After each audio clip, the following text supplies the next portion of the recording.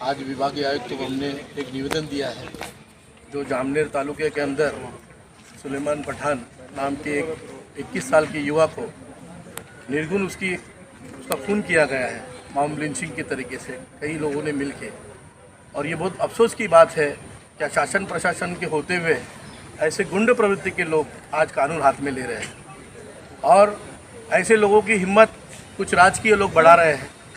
जो रोड पे एक मासूम बच्चे की दर्दनाक तरीके से कत्ल करना, इतनी हिम्मत उनको आती कहाँ से? कौन उनका सरगना है? इसके पीछे किसके हाथ है जो मासूमों की जान लेने के लिए ऐसे लोग तुले हुए हैं? हम शासन प्रशासन से जवाब मांगते हैं, क्या उनकी ऐसी क्या गलती है जिसके वजह से भरे रोड पे उनके माँ के, उसके बाप के, उसके दादाओं के सामने उस बच्चों को मार दिया जाता है? मैं पुलिस प्रशासन से और विभागीय आयुक्त से ये विनती करता हूँ, ऐसे लोगों के ऊपर कड़ी से कड़ी कार्रवाई करी जाए और जिस घर का वो बच्चा एकलौता एक चिराग था, उस घर को सरकार अपनी तरफ से कुछ मानधन दे। अगर वो मानधन दे नहीं सकती तो बच्चा आज पुलिस भर्ती के लिए जा रहा था तो उनके घर में से किसी न किसी को सरकारी नौकरी मिलना चाहिए। और ऐसे गुंडों को, जो लोग आज इस तरीके से आतंक फैला रहे पूरे महाराष्ट्र के अंदर, ऐसे लोगों को कड़ी से कड़ी सजा होनी चाहिए। वतन हिंदुस्तान को कभी धोखा दिया नहीं हमने। धोखे बहुत खाए लेकिन धोखा नहीं दिया। आज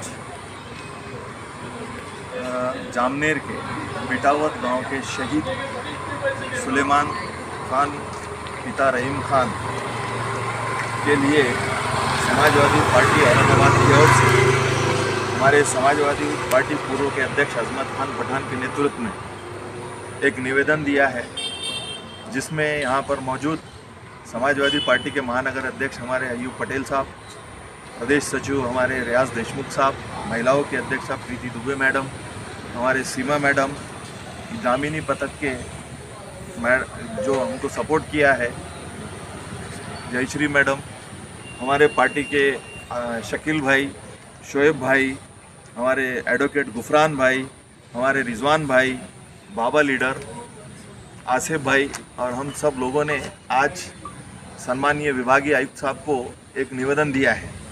जैसे कि आप और हम सब जानते हैं, कल हमारे समाजवादी पार्टी के नेता माननीय आमदार अबू आसिम आज़मी साहब खुद शेख सुलेमान खान जो शहीद हुए हैं उनके घर गए थे, उनके गांव जाकर विजिट की। आप यकीन मानिए, अगर उनके माँ बाप के आँख के आंसू अगर देखेंगे तो आपको बर्दाश्त नहीं होगा। इस तरीके से निर्गुण हत्या शहीद सुलेमान खान की गई है और मुझे अफसोस इस बात का है, उसके बाद भी शासन प्रशासन कुंभकर्ण की नींद सो रहा है। एक जवान बच्चा घर का 21 साल का, क्या उसका दोष था? कौन सा ऐसा उसने बहुत बड़ा गुनाह किया था जो उसके ऊपर दरिंदों के जैसा टूटकर उसके जिस्म में ऐसी कोई जगह बाकी नहीं थी जहाँ पर उसको जख्म नहीं था, जहाँ पर उसको मार नहीं था।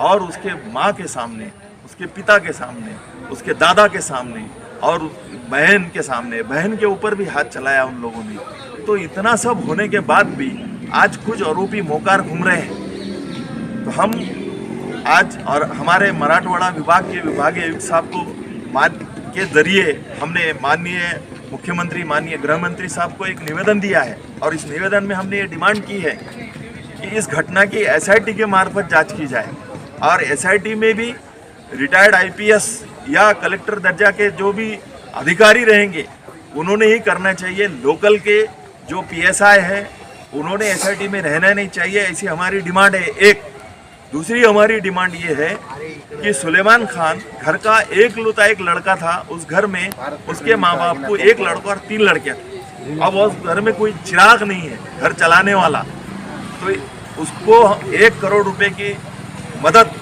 शासन ने करना चाहिए और उनके घर में जो भी है उनको सरकारी नौकरी देना चाहिए। ऐसा निवेदन आज हमने दिया है और जो आरोपी है उनको UAPA के तहत उनके ऊपर कार्रवाई होना चाहिए और कड़ी से कड़ी सज़ा देना चाहिए, ताकि आने वाले दिनों में ऐसी घटना न हो इस देश के अंदर। क्योंकि देश आज़ाद होकर 78 साल हो रहे हैं और यहाँ की माइनॉरिटी बाय चॉइस है, यहाँ पे बाय चांस नहीं है। उस वक्त हमको ये आश्वासन दिया गया था जब इस देश के 2 टुकड़े हो रहे थे कि आपको यहाँ न्याय मिलेगा, सम्मान मिलेगा। क्या मिल रहा है? क्या सम्मान दे रहे हैं? अरे हम क्या खाए, हम क्या पहने, हम क्या ओढ़े, हमारे बच्चे आज जो है तो सुखरूप नहीं है। आज अकेला बच्चा देख के 15-20 लोगों ने मार दिया। तो मेरी शासन प्रशासन से नम्र निवेदन है कि शेख सुलेमान खान को न्याय मिलना चाहिए, शहीद सुलेमान खान को और उनके परिवार को कुछ ना कुछ सरकार ने मदत देना चाहिए। ये हमारी आज डिमांड है। मध्ये करण्यात आलेली आहे। तिची हत्या करण्याचे जे त्यांनी ते जसे कृत्य केलेले आहेत ते अत्यंत निर्घृणपणे त्यांनी कृत्य केलेले आहेत। त्याचे नखं पण त्यांनी काढून घेतले। 4-4, 5-5 ठिकाणी त्याला नेऊन त्याला मारहाण करण्यात आलेली आहे। तर ही जे मारहाण जे करण्यात आलेली आहे ती फक्त या कारणाने करण्यात आली आहे की तो मुसलमान समाजाचा आहे म्हणून। त्यांचा जे उद्देश आहे, मारहाण करणाऱ्यांचा उद्देश एकच होता की ते महाराष्ट्रामध्ये अल्पसंख्याक समाजांच्या मध्ये एक भीतीचे वातावरण निर्माण करायचं, आतंक म्हणजे आतंकवादी कृत्य त्यांनी केलेली आहेत हे।